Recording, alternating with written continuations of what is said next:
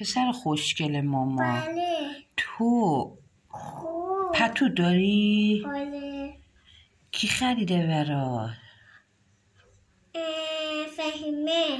خب ماما پتو تو میخوای با کی بخوابی؟ با من میخوابی؟ نه. چرا؟ با زنم. ای مگه تو زن داری؟ بله.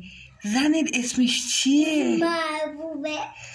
میخوای پتو با کی بکشی رو؟ با زنم. با زنه؟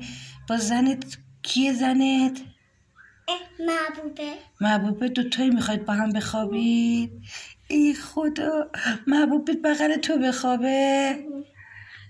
خب الان بهش زنگ بزن، با گوشیت زنگ بزن بهش بگو. الان نه محبوبه گفته با گوشی خودش، تو زنگ بهش بزن. داره میشنوه محبوبه داره میشنوه. بگو بهش، بگو محبوبه زنگ بزن. زنگش کدومه؟ زنگش خودش اومد. بهش بگو ببینم گوشیتو، صفحه گوشیتو ببینم صفحه گوشیتو. این کیه؟ ای خدا زنشه. ای خدا مامانش خواستگاری کردی؟ محبوبه رو؟ خودش بهم گفت. خودش بهت چی گفت؟ بیا بگی گوشیتو یه دقیقه بگی. خودش بهت چی گفت؟ گفت محبوبه رو بهت میده.